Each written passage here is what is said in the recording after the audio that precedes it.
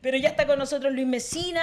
Gracias por estar acá, Luis. Y bueno, tú querías también entrar en esta conversación, contarle a todos aquellos espectadores que nos están viendo desde otros países quién es Luis Mesina, un luchador, un activista social por las pensiones, básicamente, la seguridad social en nuestro país privatizada. Que está completamente privatizada. Y no, que, los militares no. Bueno. Los carabineros no. Claro, bueno, solo para aquellos sectores que efectivamente no entraron. Mira, curiosamente, quienes gobernaban cuando comenzaron las AFP. Estamos en plena dictadura, fue impuesto este modelo de capitalización individual, ¿verdad? Y que es un pilar del neoliberalismo chileno. Luis, ¿has sentido tú también esta persecución, o más bien quizás la omisión, la desigualdad de trato en los medios de comunicación empresariales en todos estos años de lucha que llevas con una coordinadora que en algún momento, cuando las manifestaciones sociales estaban en un momento muy álgido, más de 1 millón de personas llevaron a la calle? Claro, por supuesto que se nota la invisibilización del movimiento social en todas sus expresiones, no es solamente el movimiento nuestro. Yo diría que hace 2 años atrás esto se intensificó, y después del 4 de septiembre particularmente, venía un poco después de la pandemia, yo diría una estrategia del gran empresariado que controla los medios de comunicación y además que los controla con una campaña, yo diría, millonaria que invierte en las AFP ahí, que por supuesto nosotros no encajamos en ese proyecto comunicacional. Y después de la pandemia se notó un fuerte deterioro de eso, pero después del 4 de septiembre fue brutal. Sí. Y yo digo, los últimos 2 años, el último año, y desgraciadamente esto va de la mano y coincide con la asunción del gobierno del presidente Boric, porque la derecha en eso ha sido absolutamente coherente, sistemática en intentar invisibilizar al movimiento social y colocar en la palestra del debate a aquellos, yo diría que son muy pocos en todo caso, pero aquellas organizaciones obsecuentes.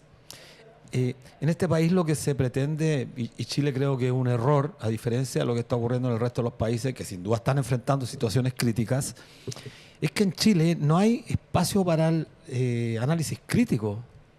O sea, una cuestión tan básica, tan elemental. O sea, los que aquí se pavonean en Chile, estos que tienen acceso a los medios de comunicación de sus doctorados, su MBA, fuera del país, esta gente tiene el más absoluto desprecio por el pensamiento crítico. Y eso es absolutamente anticientífico, antidialéctico, va en contra justamente del desarrollo cognitivo, va en contra de todo.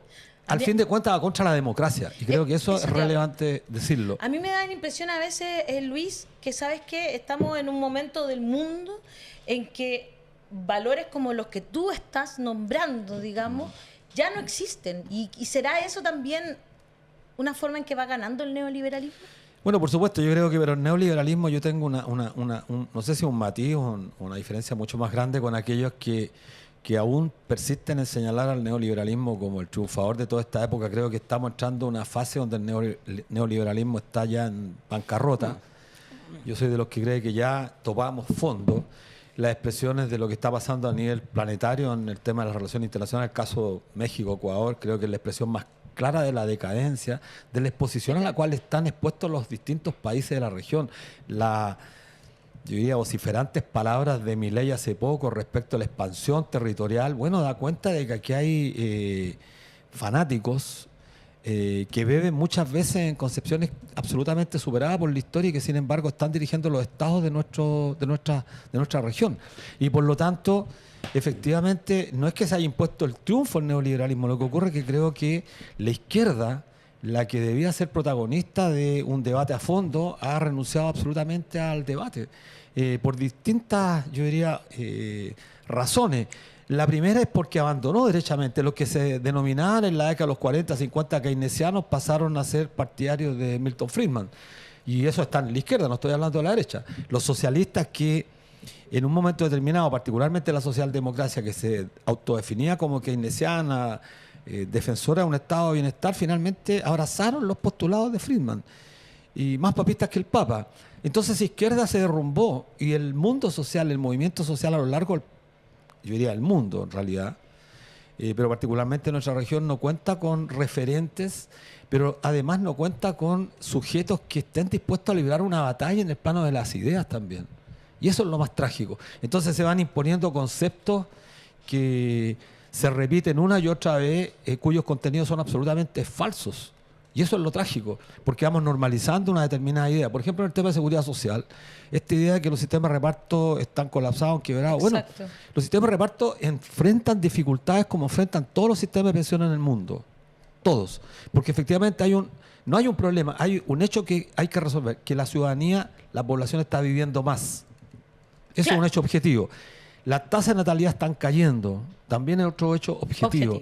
Entonces la pregunta que hay que hacerse, bueno, ¿cómo financiamos a los trabajadores pasivos con los trabajadores activos? Esa es la gran interrogante que hay que dilucidar y nosotros creemos que eso se responde con solidaridad y a partir de tener claro ese principio se construyen sistemas que son acordes a las nuevas exigencias que tiene la humanidad.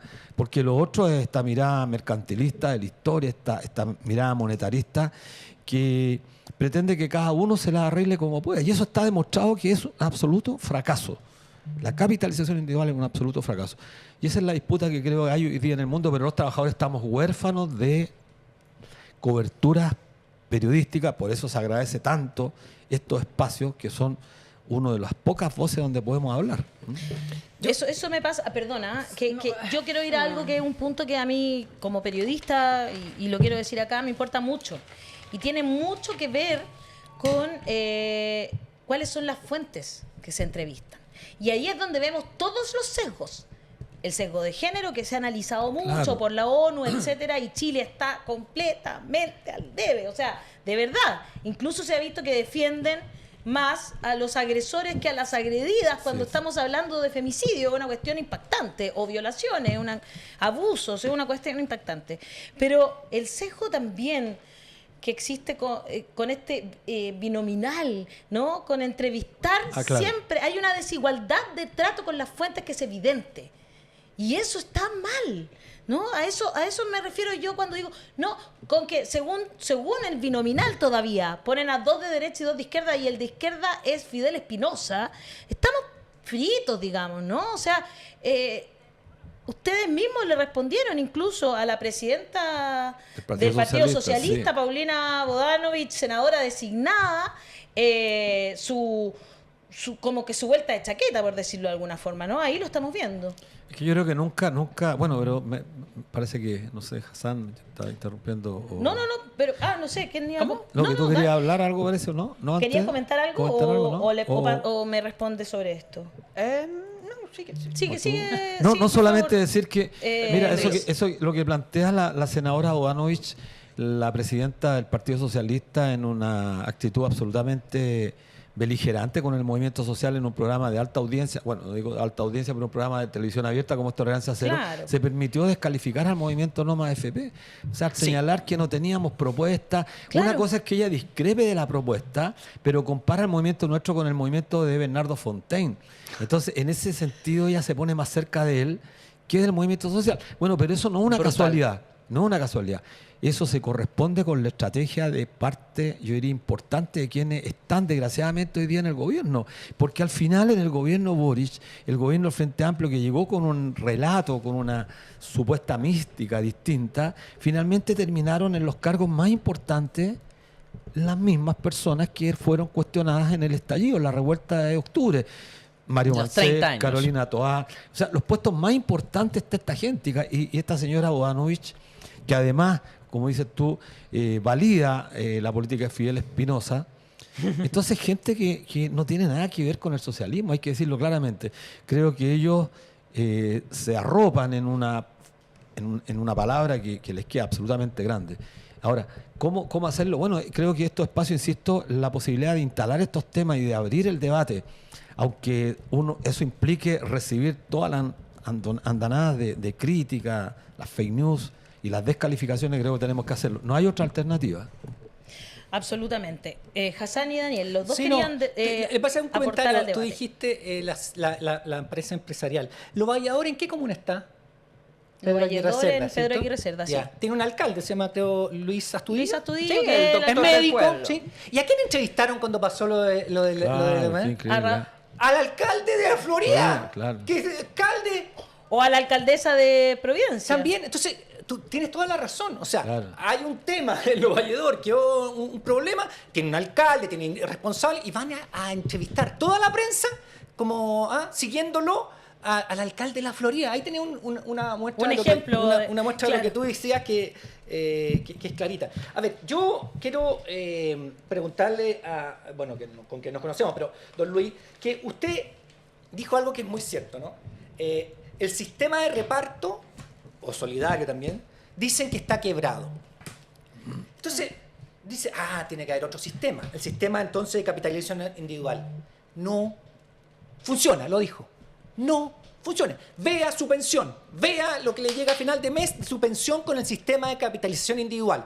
Los chilenos y chilenas que están en este sistema, todos, aunque el que reciba más, están bajo lo que podrían recibir en otro sistema. Es malo, no funciona. Fue vendido a muchos países por el señor Piñera y los países se devolvieron porque dijeron esto no funciona. No funciona. Entonces hay que buscar una alternativa, como dice Luis Mesina. Y el sistema solidario con mezclas, hagamos mezclas, y no es que sea brutal, como tú dices siempre Suiza, ¿no? Que lo tiene más profundo el sistema solidario de reparto. Austria tiene digo puro... Italia y tú siempre me dices, no, Austria es mejor. Yo digo Italia, Bueno, por eso siempre me discutes, Hassan, de que Italia no tanto, pero Italia tiene sobre el 15% de su PIB para pagar las pensiones. Y eso es una decisión de Estado. Decir, nos ocupan nuestros viejos, nos preocupan. 15% del PIB, Austria, te lo compro. Mucho mejor. Hay sistemas, no quiebran los sistemas solidarios, no quiebran. El sistema de reparto es el Estado el que se preocupa. Entonces, yo creo que hay que... Y lo que me molesta de esto es que han logrado meter, ¿no?, que el sistema FP tiene que continuar. Y para eso tenemos a alguien que era demócrata cristiana y que hoy día está en la derecha, que es la Jimena Rincón, que los sigue amparando. Y todos estos que fueron anticapitalistas, etcétera, hoy día están amparándolo, en vez de abrirse a la posibilidad real de que las personas hoy y en 20 años más tengan una mejor pensión, porque eso es lo que deberíamos buscar todos, que las personas hoy y en 20 años más tengan un mejor sistema, o sea, reciban más plata, digámoslo así bien brutalmente, reciban más plata cuando vayan a buscar su pensión. Pero eso no va a pasar con el sistema de capitalización individual, porque no ha pasado en todos los años que hay. Entonces, en ese sentido yo creo que, ¿cómo lo ves tú en términos de que cómo hay gente cómo funciona esto de que no puede... En un momento sacaste 1 millón de gente a la calle y hoy día está retrocediendo porque no es bueno el sistema, no se explica. Sí, bueno, ahí juega un rol, yo diría, importante la prensa, los medios de comunicación. Y bueno, también hay factores subjetivos que han impactado fuertemente en la capacidad de movilización de la ciudadanía en este país. El 4 de septiembre creo que caló hondo, en el movimiento social hubo una frustración muy grande. Cada día que pasa en el país, las frustraciones, producto de las esperanzas que fijó este gobierno con transformaciones que eran importantes, lo que hacen es contribuir a potenciar a aquellos sectores que justamente no quieren los cambios. Opera al revés, porque en condiciones de adversidad, la ciudadanía, los trabajadores tienden a preocuparse de sus problemas personales, porque, mira, aumenta el desempleo, crece el empleo informal, entonces los hombres y mujeres tienen que salir a buscarse el sustento. Bueno, pero eso tiene un límite. Yo soy de los que cree que tiene límite. Y ya nosotros estamos observando por abajo que hay sentimientos que empiezan a crecer y la movilización es siempre posible. El momento para que esto irrumpa con la fuerza que irrumpió antes, bueno, va a depender de muchos factores. Yo soy de los que cree que mientras los dirigentes no trabajen porque este cambio se produzca, bueno, las cosas se dilatan más. Y eso es lo lamentable. Muchos sindicalistas, insisto, muchas organizaciones obsecuentes son cooptadas por los gobiernos de turno. Eso pasa. Pequeñas prebendas, pequeñas granjerías, pero que en lo sustantivo no cambian lo fundamental. Y eso es lo grave. Yo te tengo una pregunta, Luis. ¿Qué quieres preguntar, Hassan, antes que pasemos al seminario, que es internacional? Sí, es un seminario súper interesante, de otras naciones. Pero quería como una pregunta un poco más amplia. Si tiene o no miedo frente a todo lo que estás describiendo, porque yo tengo que confesar que sí tengo miedo. cuando te escuché decir que el neoliberalismo está en la bancarrota, yo ahí tengo una diferencia. No creo que está en la bancarrota exactamente, sino que está mutando. Está en crisis, está mutando en algo peor. Vemos el conservadurismo nacionalista, que hasta los antiguos neoliberales, los que apoyaban a Thatcher y Reagan, están con miedo frente a eso, porque yo me acuerdo otra vez de la literatura, ¿no? Del Fausto. Fausto hace el pacto con el diablo para tener más poder, y los neoliberales, en algún momento, más allá de las dictaduras pinochetistas y otras, hicieron un pacto en las democracias con los movimientos de base más fascistoides pero más enloquecidos. Los movimientos anticiencia, antivacuna, teoría de conspiración. Hoy día el partido de Reagan no tendría a Reagan adentro. El partido de Margaret Thatcher estaría incómoda porque han logrado que entre una serie de personas que sí tiene arraigo popular, pero un grado de antiinstitucionalidad que incluso para los neoliberales es preocupante. Por eso vemos a nivel internacional aumento en actos de guerra, por eso vemos tan poco respeto para el derecho internacional. Por lo menos los neoliberales creían en los foros internacionales que ellos dominaban, pero por lo menos había foro. Ahora es directamente belicista, es directamente un grado mayor de confrontación. Y eso para mí genera una preocupación de que se está empeorando la situación. Bueno, yo estoy de acuerdo con lo que planteas tú. Yo cuando señalo que el neoliberalismo tocó fondo es porque creo, y así a lo menos lo demuestran ciertos datos duros, no hay posibilidad de continuar con el modelo Reagan-Thatcher, porque ese modelo se agotó. El modelo neoliberal fundado particularmente en el mercado extremo. Creo que eso ha mostrado que ciertos indicadores le generan problemas a la expansión del capital financiero, porque lo que ha cambiado fundamentalmente en los países que llevaron adelante estas transformaciones neoliberales, por supuesto partiendo por los Estados Unidos, lo que hicieron en esta oleada de grandes privatizaciones, eso tuvo ya su techo. ¿En qué sentido? En que se avanzó en la transformación hacia el mundo financiero. Pero el mundo financiero es un mundo especulativo, lo sabemos, pero claro, no es un mundo productivo. No. Entonces, el gran problema que existe, y no quiero extenderme en este tema porque es un tema más bien político, geopolítico, es el problema de que Estados Unidos no puede competir con el desarrollo de la industria manufacturera, el desarrollo industrial de China. Ese es un gran problema que tiene. Que estamos en ese problema nosotros también. Con todo el desarrollo de la industria manufacturera en países de mucha menor importancia como Pakistán, Bangladesh, que compiten en niveles casi de esclavitud asalariada, es decir, que se le puede usar el término asalariado porque es esclavitud prácticamente por comida. Y eso está ocurriendo con millones y millones de personas que venden su fuerza de trabajo prácticamente por comida. Pero entonces, ¿cuál es la perspectiva? Y aquí quiero solamente decir algunas cosas. Lo que estamos observando justamente en esta crisis es la crisis de la barbarie. O sea, eso que dijo Rosa Luxemburgo tan categóricamente, si no hay socialismo, bueno, hay barbarie. Bueno, parece ser que es una realidad que es inminente. Eso sí. Y el problema entonces es la destrucción de las fuerzas productivas, pero al mismo tiempo la creación de fuerzas destructivas. Lo que vemos en la carrera armamentista, creo que ese es el gran dilema que tiene justamente la humanidad que enfrentar, pero nosotros estamos absolutamente incapacitados. No digo incapacitados intelectualmente, somos un país tan pequeño que la única defensa que tenemos justamente para enfrentar ese dilema que se enfrenta justamente con fanáticos, con nacionalismo extremo, que es la guerra, es teniendo movimiento social que sea mucho más potente y que logre colocar en los gobiernos en los próximos periodos a gente que esté dispuesta a librar estos combates. Yo cuando señalo que la izquierda está en bancarrota, no existe la izquierda, ese es el gran problema que tiene la humanidad.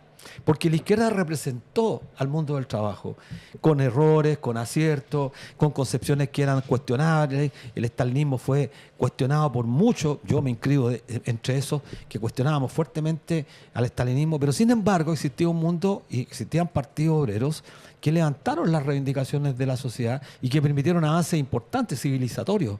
Eso está todo hoy día puesto en cuestión. Lo que dice Milei, por ejemplo, frente a los derechos de las mujeres, es tremendamente grave.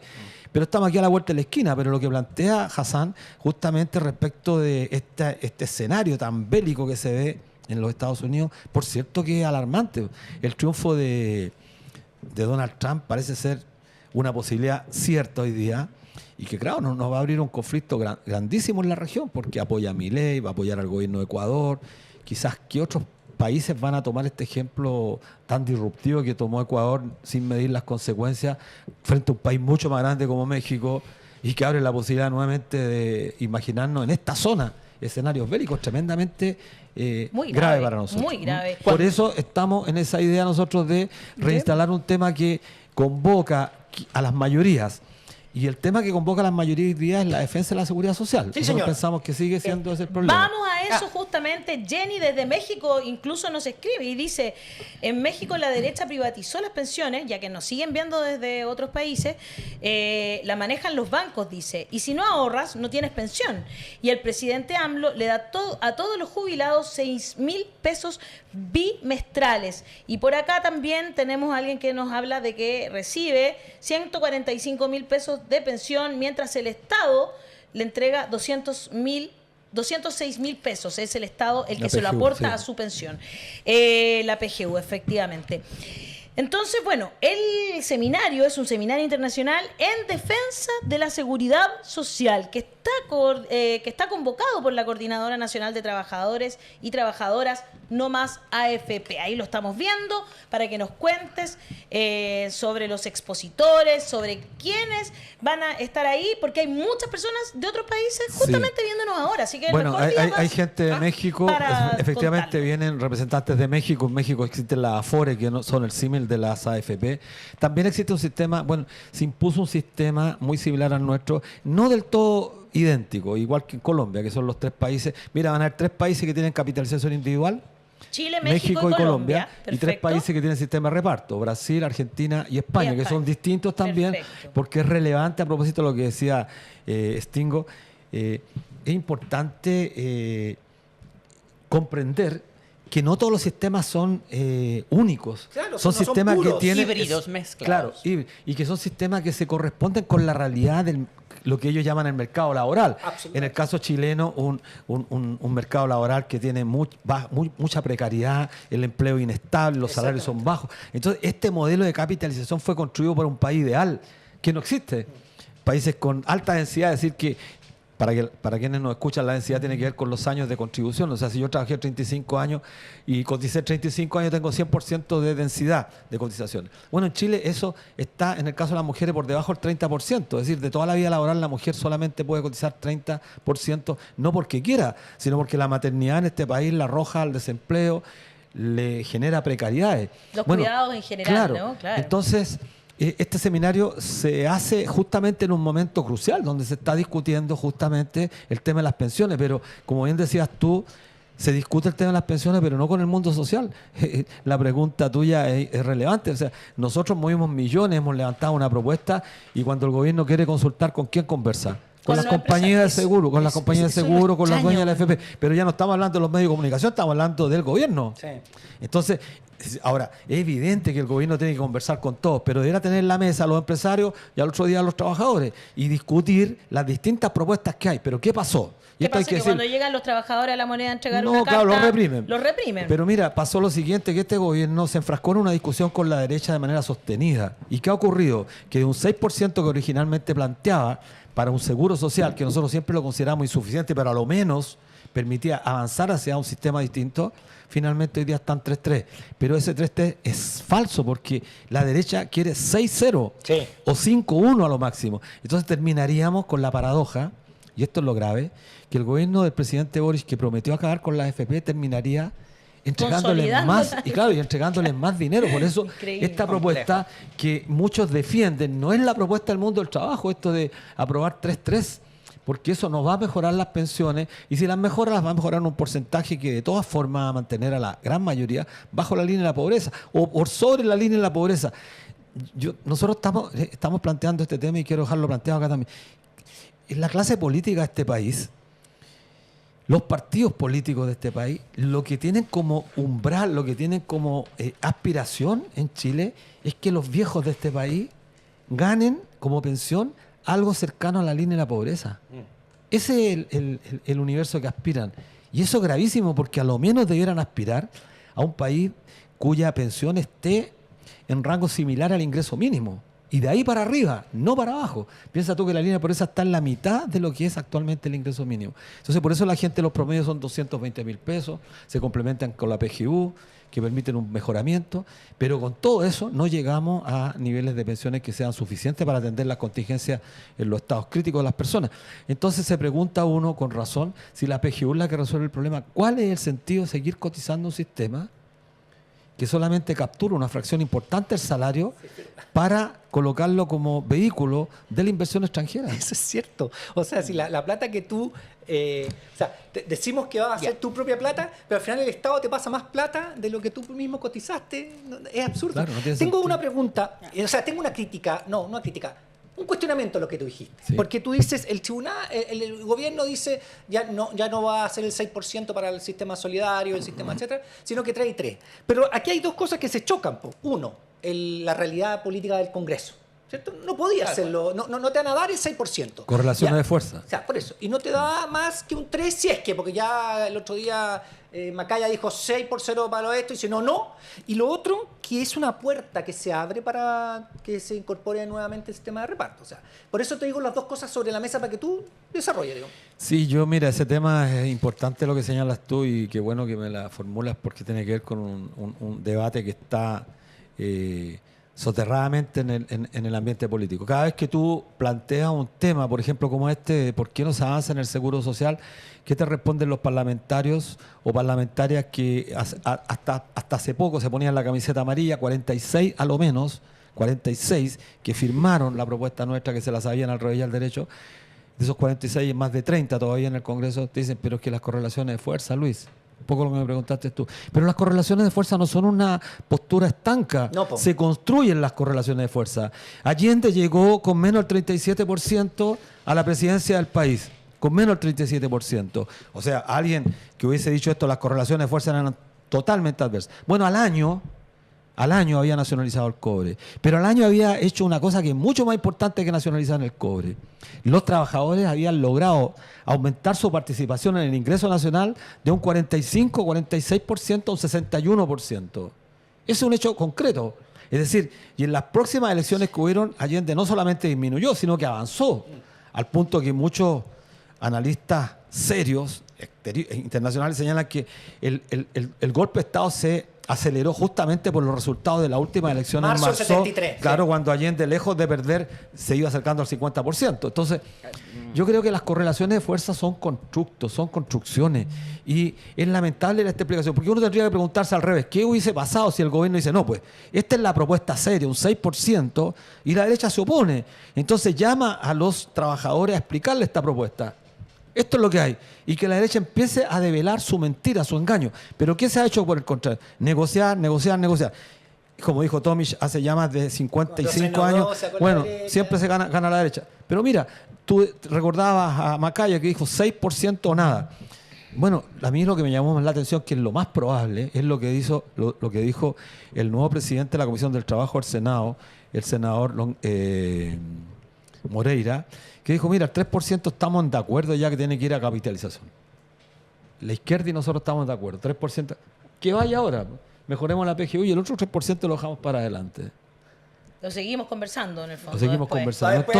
Entonces, ¿cuál es el camino que queda ahí? Si la derecha es soberbia en este país. Entonces, tiene que haber una línea roja, decían. Pero parece que esta línea roja cada vez se corre más. Entonces, contestándole a todos aquellos que dicen que el movimiento No Más AFP ya no tiene propuestas, está este seminario. ¿Qué vamos a encontrar en este seminario? ¿De qué vamos a conversar? ¿Dónde? ¿Cuándo? ¿Cómo es un aporte también a esto que estamos tratando? En la Sala América de la Biblioteca Nacional, aquí en Alameda. Alameda, ya, sí, excelente. Alameda con Miraflores, la gente que está escuchando aquí puede asistir. Alameda 651. Así es. Se entra por Alameda. Y es un seminario internacional que lo que persigue fundamentalmente es derribar ciertos mitos instalados, por ejemplo, el mito de que los sistemas de reparto están quebrados. Vamos a tener a Brasil, España y Argentina, países grandes.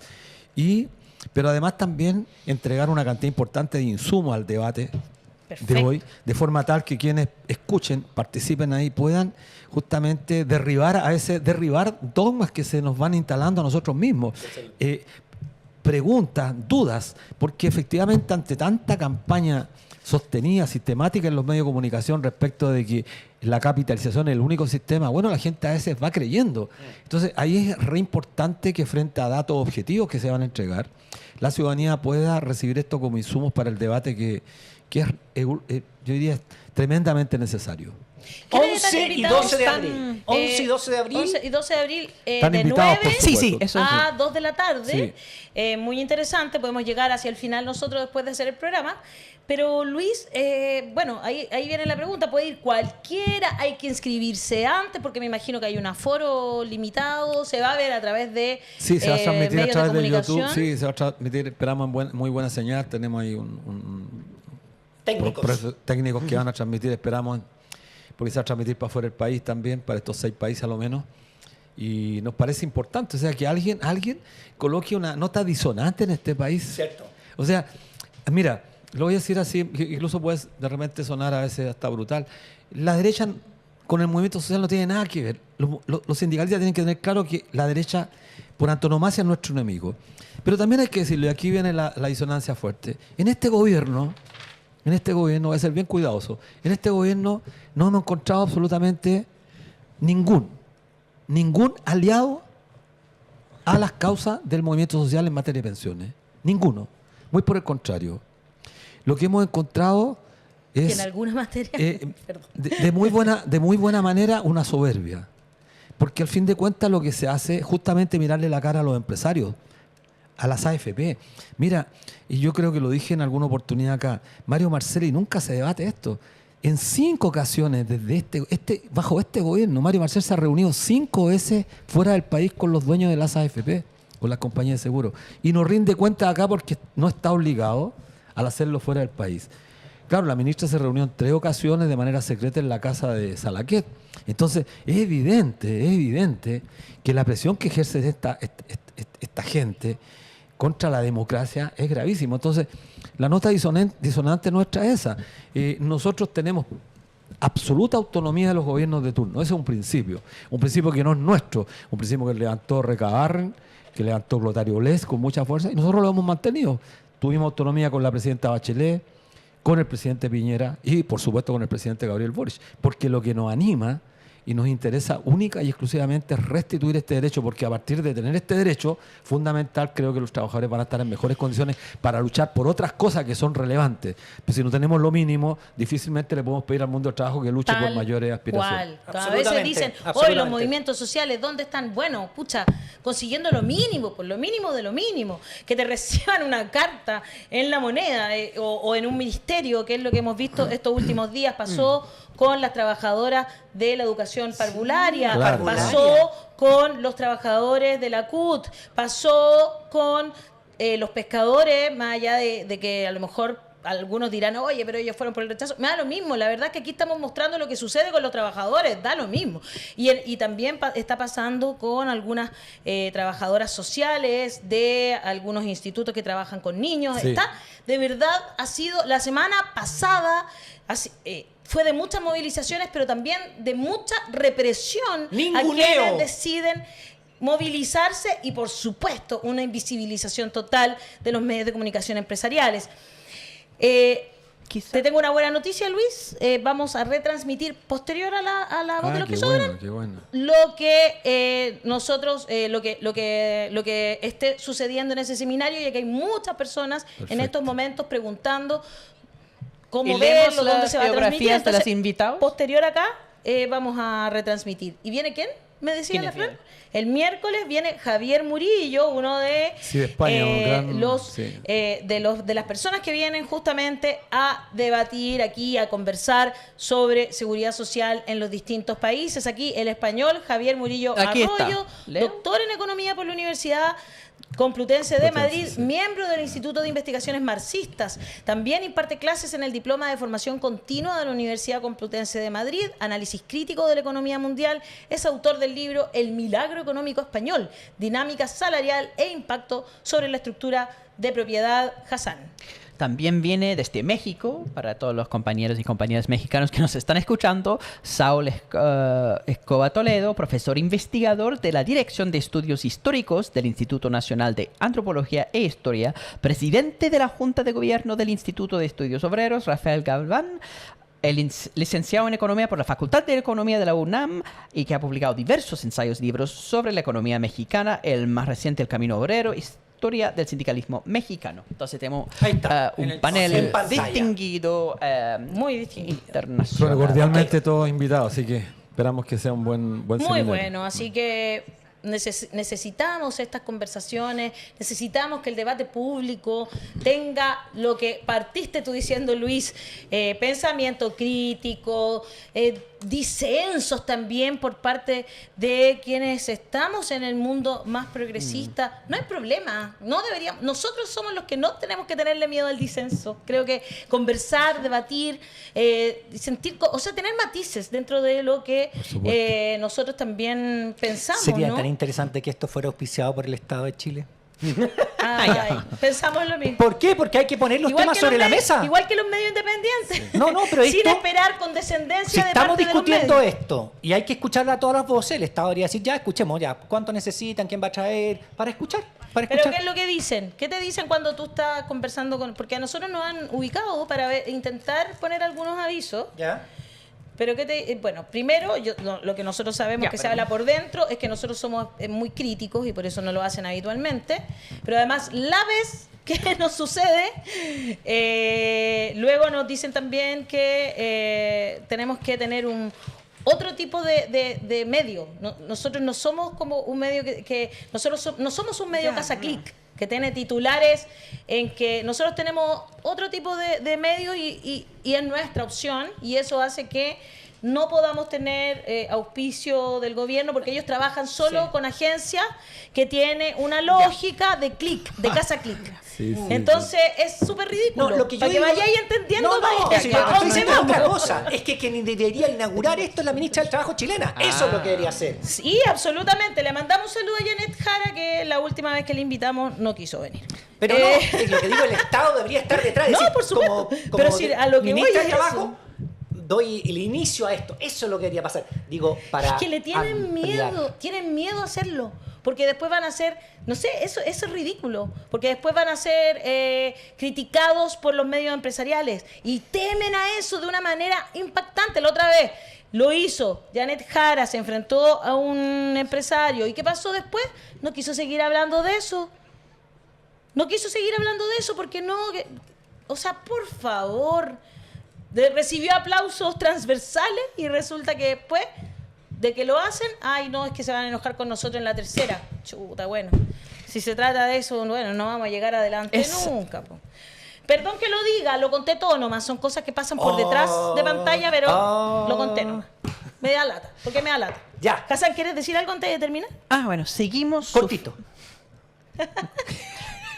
Pero Hassan, te estamos escuchando. Hassan, dale. Seguimos sufriendo la embestida de la privatización de los derechos sociales, ¿ya? Porque eso es negocio. Sí. Algunas personas están ganando muchas utilidades, muchas ganancias por este espacio. Entonces, evidentemente van a trabajar para proteger a su negocio. No es extraño. No es ilógico, no es algo que nos debe indignar que las AFPs están haciendo presión para defender a sus utilidades. El problema es que desde el otro lado, desde los que deben estar defendiendo a los trabajadores y trabajadoras, tenemos una tremenda debilidad. En eso yo comparto plenamente el análisis de Luis. La dificultad es que los poderes fácticos, ¿ya?, que al final en su base son los poderes empresariales, pero los empresarios compran varias instituciones, incluyendo la prensa, incluyendo la opinión pública, ojo, porque la opinión pública, salvo cuando hay tremenda movilización para cortar el adoctrinamiento del sistema, en general la opinión pública se construye, se basa en los medios empresariales y la desinformación generalizada de la sociedad. Y entonces cualquier gobierno que quiere hacer cambios enfrenta esas esa correlación de fuerza desfavorable, constante, es difícil de romper al final. Y lo que estamos enfrentando acá es las consecuencias de no enfrentar eso, que es un tema mucho más allá de si queremos poner propuestas duras en el Congreso. Es que desde el comienzo de este gobierno, la decisión de negociar, uno puede negociar inevitable negociar, pero la pregunta siempre es, ¿en qué condiciones se negocia? Claro. Como le dicen que alguien está negociando con la pistola sobre la mesa.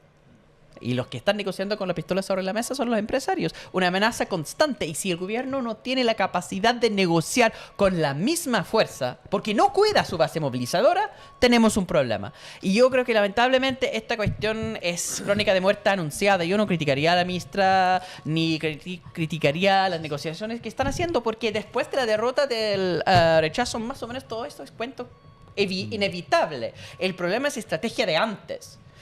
Y la idea de cuidar la base es lo que no hicieron. Ya. Sí. Muy bien. Entonces ya estamos... Luis, ¿quieres terminar con algo, con una conclusión, por favor? Y una invitación también a ir al seminario. Sí, mira, el mensaje que podemos enviarle a la gente que nos escucha en este programa es que por sobre el ambiente que hoy día se ha generado en el país, de un país con una derecha tremendamente soberbia, intransigente, belicosa, que lo que busca justamente es consolidar un modelo, lo único que está haciendo es hipotecando la paz social en este país, creo que hay que decirlo con mucha fuerza. Aquí el conflicto se va a tornar inminente, porque cuando están proscritos, y se proscribieron los derechos sociales fundamentalmente, y cuando estos derechos sociales no han sido corregidos en el largo tiempo, bueno, la ciudadanía tiene el legítimo derecho de movilizarse por ello.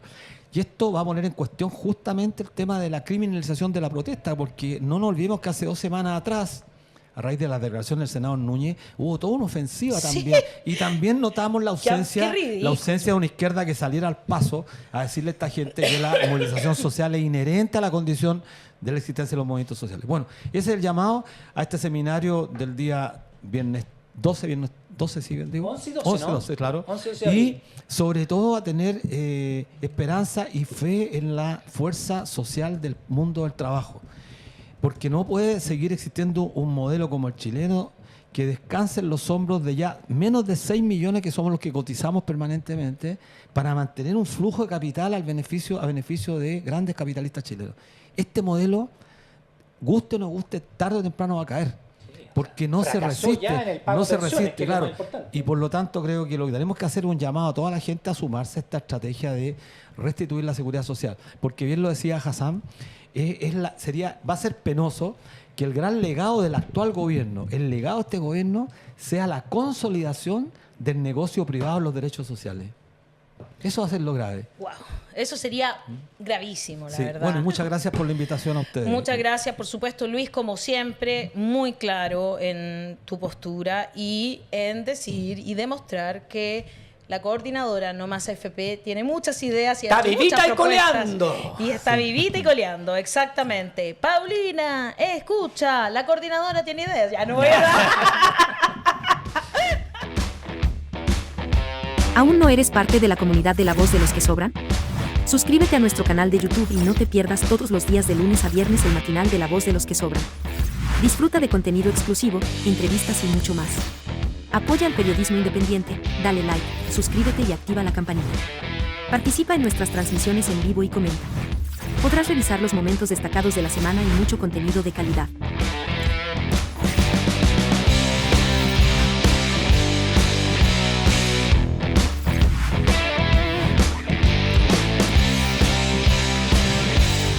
Suscríbete a nuestro canal de YouTube y no te pierdas todos los días de lunes a viernes el matinal de La Voz de los que Sobran. Disfruta de contenido exclusivo, entrevistas y mucho más. Apoya el periodismo independiente, dale like, suscríbete y activa la campanita. Participa en nuestras transmisiones en vivo y comenta. Podrás revisar los momentos destacados de la semana y mucho contenido de calidad.